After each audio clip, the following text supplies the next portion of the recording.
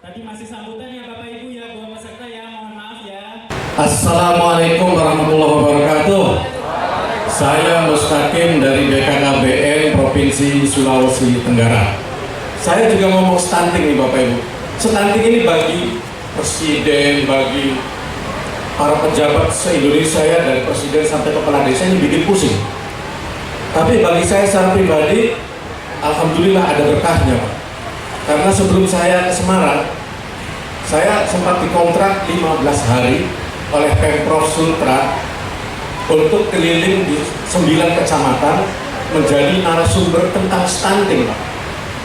Tentu saya bersyukur dan bangga.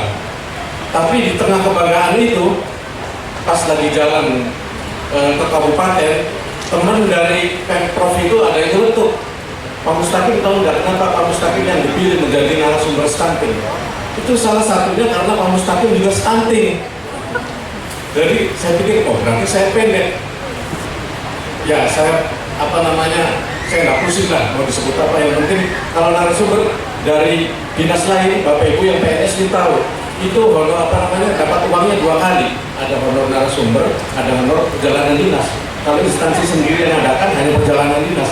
Jadi saya nggak apa-apa lah dibilang stunting, yang penting saya dapat honor dan ini. Yang tahu lah Bu. Terus Bapak Ibu, ini saya dibilang stunting itu. Jadi ingat, tamat SMA saya itu mau daftar SMA, daftar tentara. Daftar tentara itu minimal 160, tapi saya kurang 2 cm. Jadi karena merasa kurang 2 cm, pas diukur saya tarik badannya begini, ditempel di tembok. Tentara kasih tekan lagi, tarik tekan lagi, terakhir dikeplang kepala saya dikentang. Akhirnya saya diusir. Sakit hati ya Pak, sakit kepala, sakit hati. Nah ini juga waktu SMA Pak, saya kelas 2, itu teman-teman lumayan pada tinggi-tinggi. Saya itu kecil, lempeng, kurus, tapi kumisnya itu panjang. SMA kelas 2 saya sudah berkumis. Nah, saya dijuluki apa? Saya SMA-nya di Cirebon, saya asli orang Cirebon. Dijuluki teman-teman itu Wak Cariwa. Bapak Ibu tahu Wak Cariwa itu menyakitkan, awak bocah lagi tua. Aduh, ya iya julukannya agak keren lah, pendekar, pendek-pendek tapi kekar itu. Tapi kebetulan saya kurang kekar jadi mungkin Wak Cariwa. Tapi saya ada kelebihannya Bapak Ibu, saya itu orangnya kalau dihina seperti itu langsung semangat. Tunggu saya, walaupun Wak Cariwa saya mau cari pacar, cari calon istri, cari istri yang cantik, yang tinggi semampai. Dan ketika saya kuliah di Bandung kurang lebih 4 tahun, saya juga bergerilya cari calon istri Pak. Selama 4 tahun saya dapat 5 calon istri. Tentu bukan dalam waktu yang bersamaan, gantian Pak. Yang pertama saya datangi lamar, kedua dan seterusnya sampai 5, semuanya berkah, nolak semua, nolak saya semua. Dan yang menyakitkan, begitu mereka sudah menjadi para istri, itu suaminya mereka itu tinggi-tinggi Pak, nggak ada yang pendek. Berarti salah satu penyebabnya saya ditolak itu adalah karena saya stunting.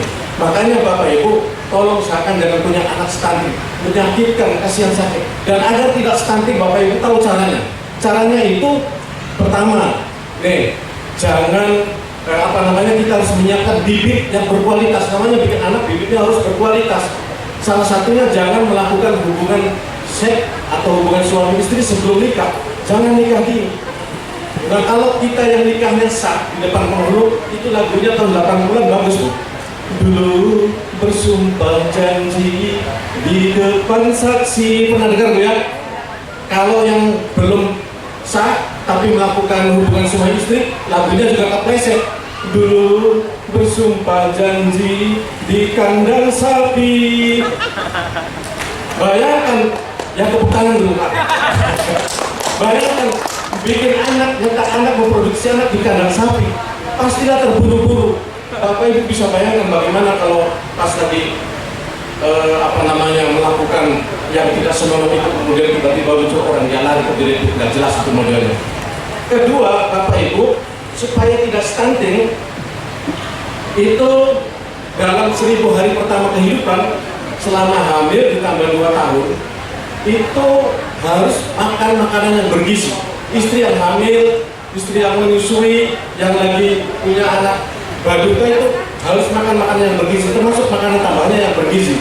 Nah ini Bapak Ibu, termasuk minum ASI ini Bapak Ibu, itu harus ASI eksklusif, 6 bulan nggak boleh dicampur apa-apa. Pernah saya dapatkan, ada orang lagi menyusui, tiba-tiba itu suaminya enak saja di dalam rumah, sedot rokok. Bayangkan itu dia menyedot rokok, itu nggak boleh kok. Itu penyebab stunting, itu salah satunya lingkungan yang tidak bersih udaranya. Rokoknya terhisap sama ibunya yang menyusui, sama bayinya. Dan saya tahu suami zaman sekarang Pak, termasuk saya kira-kira, sudah tahu istrinya lagi menyusui, kadang-kadang tidak mau libur juga, ikut-ikutan juga. Nah ini apa namanya, bisa dibayangkan seandainya suaminya harus mengambil jatah terus bayinya menyusui, dan diisap oleh bayi itu juga ada nikotinnya yang nempel. Nah ini bahaya, bisa menyebabkan stunting. Nah ini Bapak Ibu, itulah sebabnya harus hati-hati. Kedua, kalau sudah menyusui 2 tahun, ada jeda, jaga jarak anak agak lama. Jangan masih menyusui, hamil lagi. Ini harus dijaga jaraknya. Kalau bisa Bapak Ibu sampai 5 tahunan. Dan itu harus menggunakan alat kontrasepsi yang agak panjang. Ya pakai IUD lah, pakai implan, itu agak lama dia, beberapa tahun. Jangan pakai pil Bapak Ibu. Pakai pil itu kasihan istri-istri itu tiap malam harus minum pil padahal tidak sakit. Nah di Sulawesi itu banyak nelayan Pak Bu. Berangkat sore, pulang jam-jam 3 dini hari. Istrinya berpesan, Pak, kalau pulang jangan ganggu saya. Saya titip kunci cadangan, iya. Dia pulang nggak ganggu istrinya karena bawa kunci cadangan. Tapi ya Allah, karena lihat istrinya, ya mohon maaf lah ibu-ibu ya, kadang-kadang kita kalau tidur itu kan tidak sadar. Ya, selimutnya kadang naik ke atas, kadang turun ke bawah. Nah, suami yang harus kedinginan di tengah laut, lihat istri kondisi seperti itu, kadang-kadang tergoda. Pas tergoda istrinya langsung menolak, Pak, jangan dulu, kenapa? Saya belum minum pil. Nanti saya hamil lagi Pak.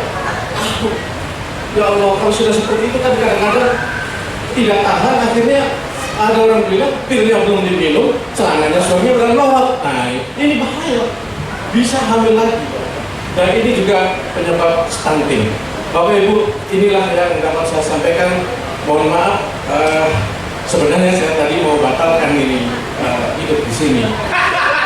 Iya, karena pertama Pak, umur saya ini 55 tahun. Biasanya orang 55 tahun itu yang lucu-lucunya biasanya yang agak jorok-jorok.